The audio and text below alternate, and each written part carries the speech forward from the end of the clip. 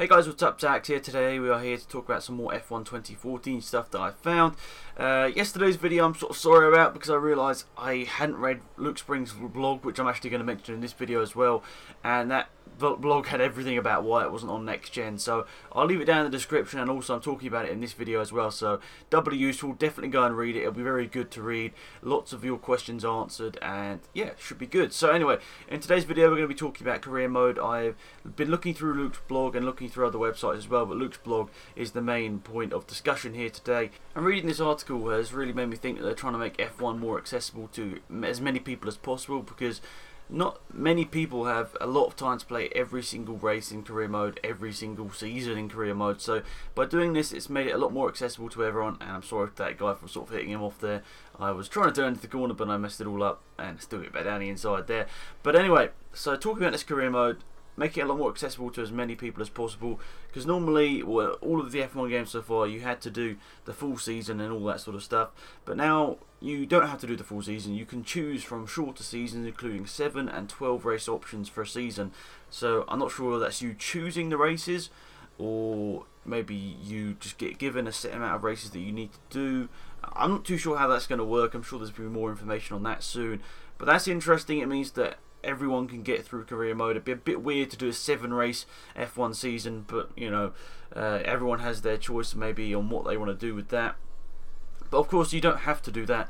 You can just do your normal 19 race season, 18, 19 race season, which is good. I think a lot of people watching this video will be just doing the whole seasons, but I'm sure some people out there will want to be doing the 7-race or 12-race options, because not everybody has a huge amount of time to do every single race, and so I think that's good. It's good they're listening to their fans.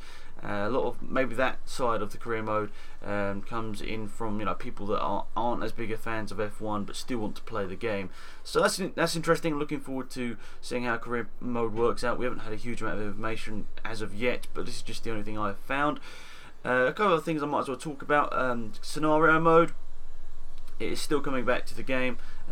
I would say it has been vaguely successful. It hasn't been the most successful mode, but it hasn't been the most least successful mode in their game so far, so I think it's definitely worth bringing it back. I also think if it's exciting and interesting in the scenario mode, it can be a big hit for the game. It means that it can get a lot of people playing the game, because a lot of people want to reenact some of the scenarios they saw in real life, and I think it's interesting. I think it's definitely something that a lot of people are interested in. It's maybe the sort of thing that maybe is most popular in the first month or two in the game, but still, it's still something that people want to play. So I think it's definitely worth bringing it back to the game, and I think it's good on Codemasters to bring it back, especially if it's different scenarios each and every year. I think we can't really get bored with it. So as long as it's different each and every year, it means that people can play it and still keep involved with it. So that's good. I'm happy to see that, and obviously be playing it when it first comes out. I'll try and actually finish off my scenario mode stuff this year, because I sort of did it last year and then sort of got halfway and sort of stopped doing it, which I'm a bit annoyed about because I was actually really enjoying it, but I'll try and finish it this year. Other stuff they're talking about was refined handling. Obviously, as the cars are so different this year anyway, it will mean that the handling and stuff is so different, so that's pretty cool. Instead of the young drivers test, they've now got a driver evaluation system, which is pretty cool. You'll be launched into a 1-lap race after loading F1 2014, and after completing that for the first time, you'll be suggested an appropriate difficulty level dependent on your performance. And also, difficulty levels have been changed in this game. They've been sort of adjusted to make sure that the game is not too easy and not too hard for most people, and hopefully they're saying most approachable F1 game to date. And yes, I'm liking this. I don't particularly like the young drivers test, so that's good that they got rid of that. I hope this driver evaluation system is done in about 3 or 4 minutes, so we can just get over that, get into career mode and do what we all want to do, which is race in one of our favourite teams and get around the track as soon as possible. So yeah, hopefully that is that. Hopefully the driver evaluation system is a success, and hopefully they can continue it if it is as much of a success as they hoped. So that's good. Also, talking about turbocharged Formula 1, obviously the car's going to react very differently. I think especially under using the pad as well. I think it's either going to be really overpowered using the pad because it'll be so easy, or it'll be really hard. So I'm looking forward to seeing that. I'm most likely going to be playing with the wheel anyway. If I get it on PC, I'll be playing with my G27 wheel, or I have got a PS4 controller that does work on PC, so I could use that if I really wanted to. So that's good. And also, ERS or ERS debuts in the game, sort of the replacement for KERS, if you will. So I'm looking forward to seeing how that works.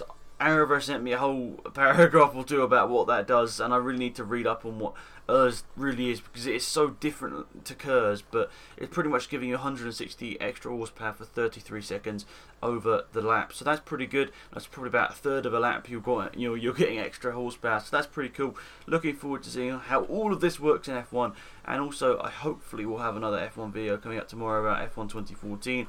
But that is pretty much it for this video, guys. Thank you so much for tuning in. Hopefully you enjoyed it, and hopefully enjoyed the gameplay in the background, where I pretty much just drive onto the distance in Spa. So yeah, that is it for this video, guys. Thank you for tuning in. I appreciate it massively. And until next time, it's been Axman here. Goodbye.